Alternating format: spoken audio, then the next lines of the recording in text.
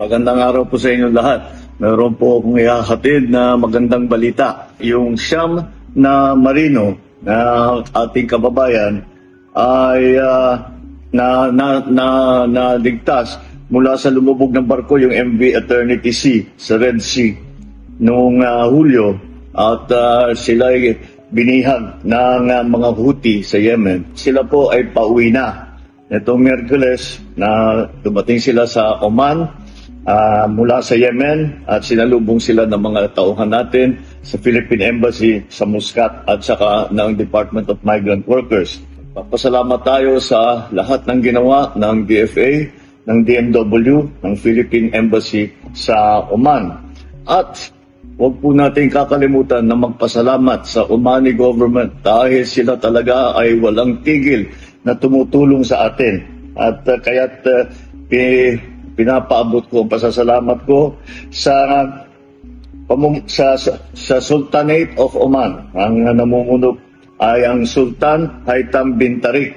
At sila po ay talagang kaibigan po ng Pilipino, at lahat ng maaring gawin para iligtas ang ating mga marino ay kanilang ginawa.